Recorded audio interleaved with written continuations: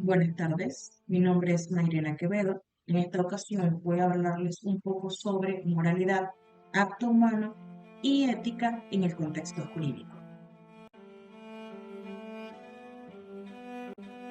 En esta ocasión les voy a hablar sobre la moralidad, acto humano y ética en el contexto jurídico.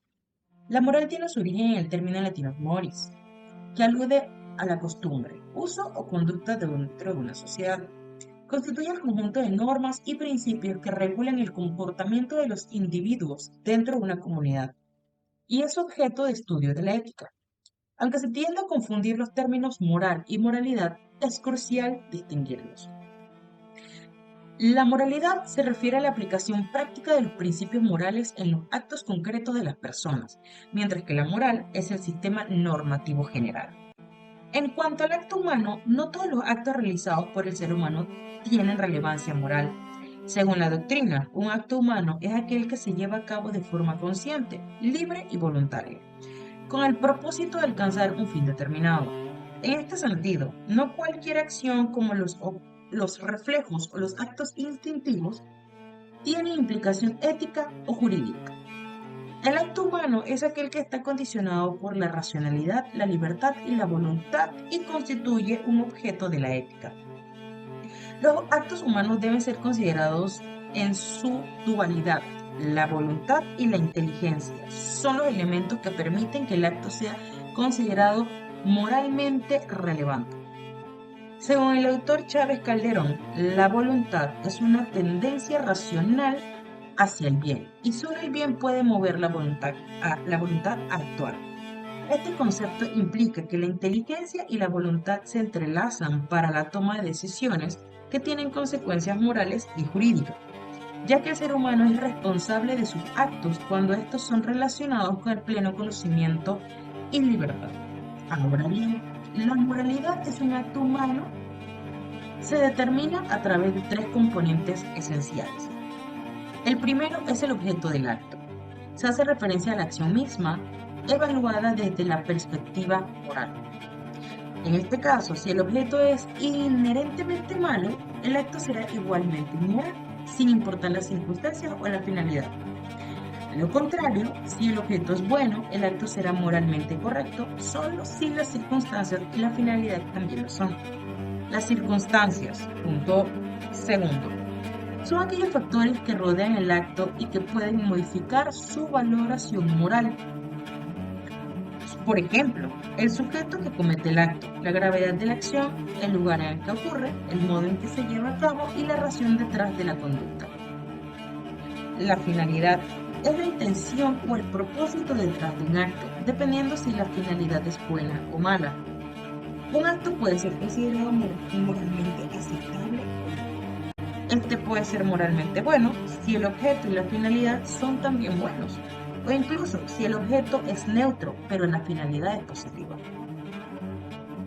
En el ámbito de la ética, como último punto, se distingue de la moral porque esta disciplina filosófica no solo establece normas, sino que reflexiona sobre estas, mientras que la moral regula el comportamiento humano estableciendo lo que es bueno y malo.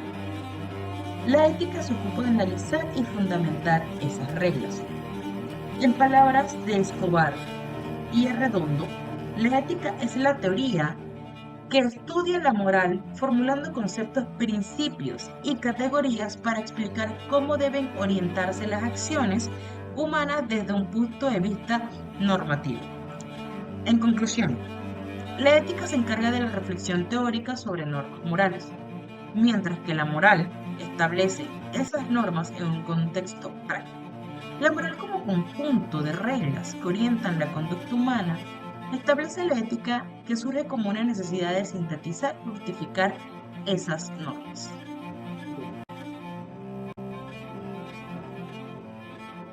Buen día, bendiciones. Mi nombre es Diocolinda Mendieta Rodríguez.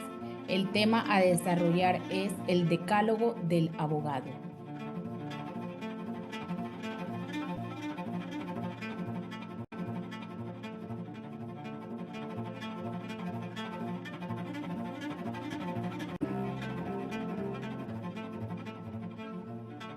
Los mandamientos del abogado son 10 o decálogo del abogado. Detalle. 1. Estudia. 2. Piensa. 3. Trabaja. 4. Lucha. 5. Sé leal. 6. Tolera. 7. Ten paciencia. 8. Ten fe. 9. Olvida. 10. Ama a tu profesión.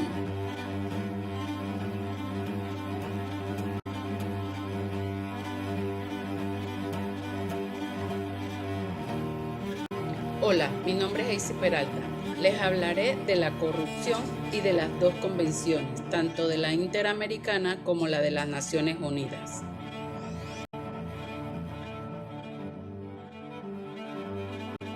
En Panamá se está tratando de combatir este gran fenómeno, la corrupción, tanto en lo nacional como en lo internacional.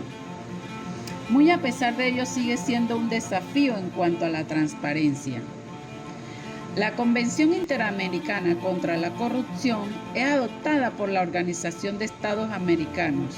Este fue el primer acuerdo internacional para combatir la corrupción en el continente.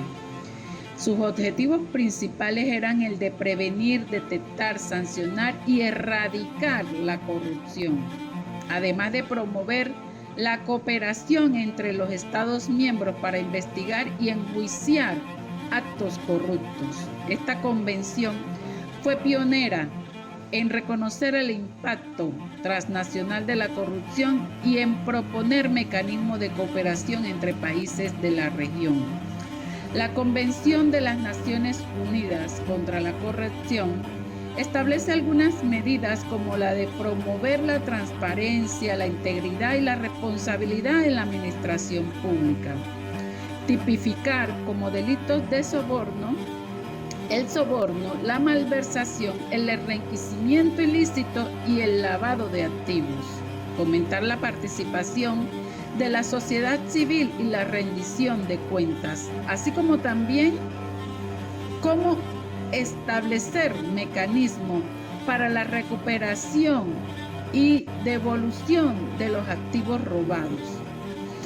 En Panamá se han adoptado medidas significativas a raíz de su compromiso con estas convenciones.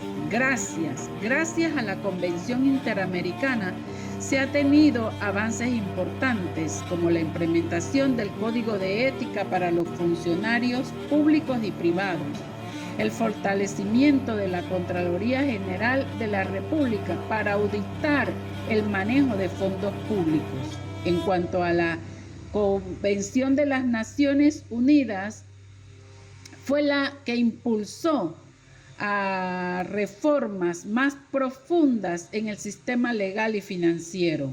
Ahora bien, Panamá ha mejorado, sí, su infraestructura legal y administrativa contra la corrupción.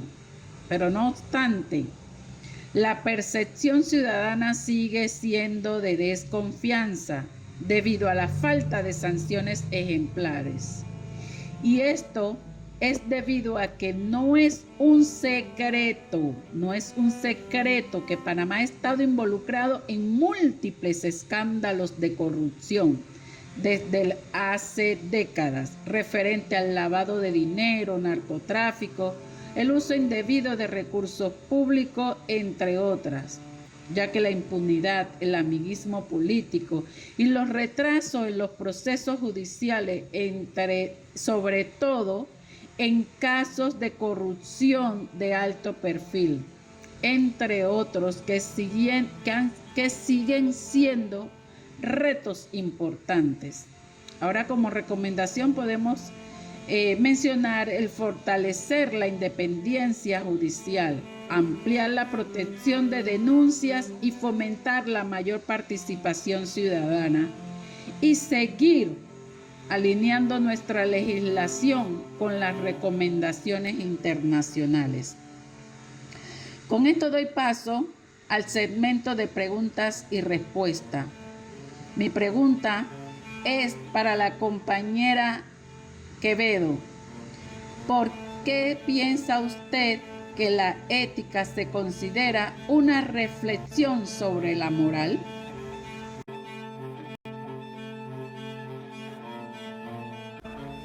Respondiendo a la consulta, puedo indicar que la ética se considera una reflexión sobre la moral porque va más allá de las normas y valores que rigen la conducta humana en una sociedad determinada, mientras que la moral se refiere a un conjunto de principios y normas que guían el comportamiento de las personas.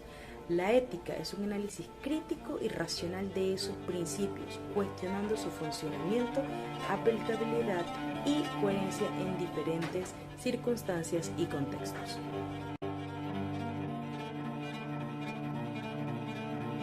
La pregunta sería, ¿cuáles son los mandamientos del abogado?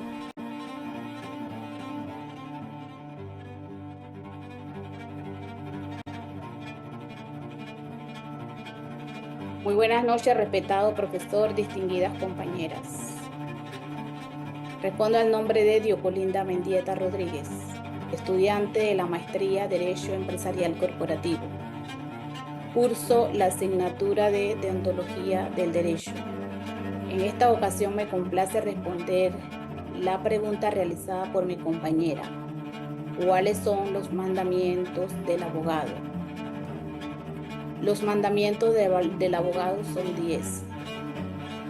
Estos han sido de suma relevancia a lo largo de mi carrera. Son importantes ya que lo desarrollamos en esta asignatura. Detallo: 1. Estudia. 2. Piensa. 3. Trabaja. 4. Lucha. 5. Sé leal. 6. Tolera. 7. Ten paciencia. 8. Ten fe. 9. Olvida.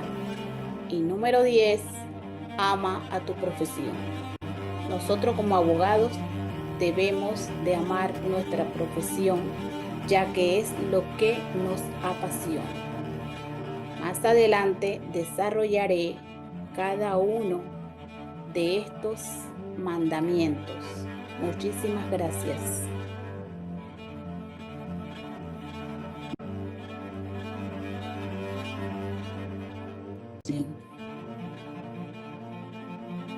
Menciona cuáles son las diferencias entre las convenciones anticorrupción.